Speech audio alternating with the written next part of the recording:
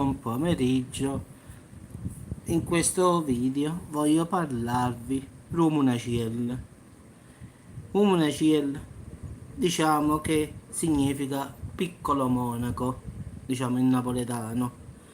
È una delle figure più famose e caratteristiche della storia napoletana, diciamo.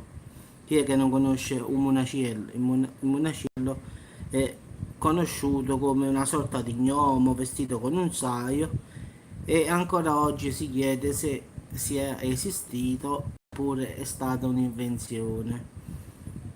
Si hanno tante, diciamo, dicono che sia una credenza e dicono che questo spirito, diciamo, dispettoso, diciamo così, o arricchisce o appezzisce, cioè o ti porta i soldi o ti fai i dispetti, quindi diciamo o ti fa bene o ti fa del male, non ti fa vedere diciamo bene.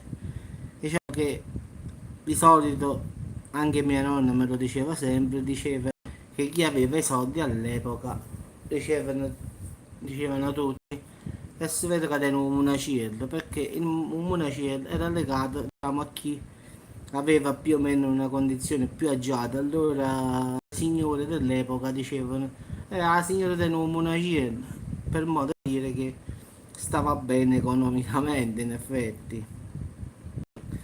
Quindi è una leggenda popolare, diciamo, del Napoli, diciamo, di queste zone qui, in effetti. Quindi, secondo il folklore napoletano, non bisogna mai dire che tieni un munaciero, diciamo. Non lo devi dire a nessuno, neanche a tuo marito, a tuo figlio, a nessuno. Cioè è usanza perlomeno tanti secoli fa, diciamo, che si metteva un piatto a tavola e un monacello veniva di notte, mangiava e ti rimaneva i soldi dell'oro, comunque ti lasciava qualcosa di valore. E quindi non si può dire la sua presenza, non la devi mai dire, perché mentre ti sta portando i soldi poi ti porterà in disgrazia, quindi non lo devi mai dire. Quindi il munacielo, diciamo, è una credenza popolare, non si sa se sia stato vero oppure no. C'è chi giura di averlo visto, c'è chi invece dice che diciamo, all'epoca per coprire diciamo, i tradimenti delle mogli delle persone. Allora diciamo che quando arrivava a casa l'amante della signora rimaneva del denaro e andava via e quindi dicevano che era il monacello. Anche questa versione è stata molto detta dalle persone.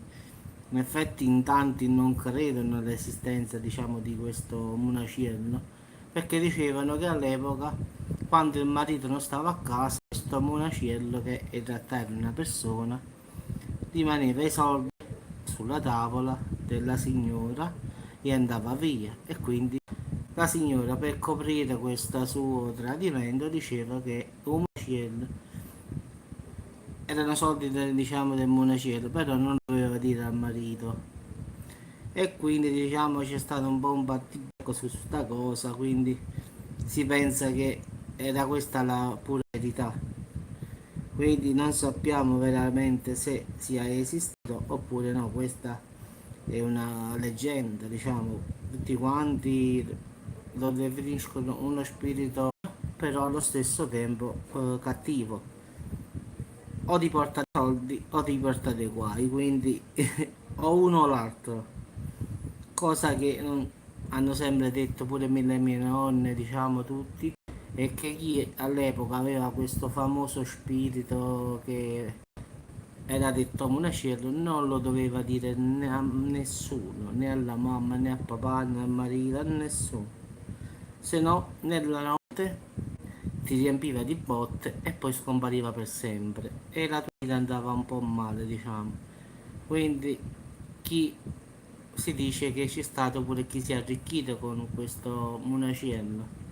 Però torno a ripetere, è una leggenda, eh, non so se sia vero o no, però se andate a Napoli oppure Salerno, Avellino, dici tu monacello, tutti quanti vi diranno la storia che ho detto io, storia morto.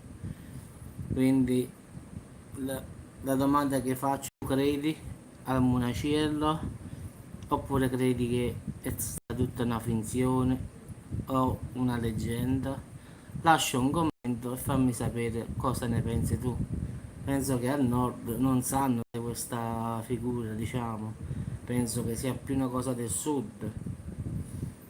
Quindi il famoso Munaciello o arricchiva o appezzentiva. Ragazzi, vi auguro un buon pomeriggio, un bel caffè, quasi orario. Fa sempre caldo come al solito, ventilatori accesi ma non si respira, quindi si va avanti. Oggi è un'altra giornata di calore. Penso di uscire in serata a prendere un po' d'aria perché mo non se ne parla proprio.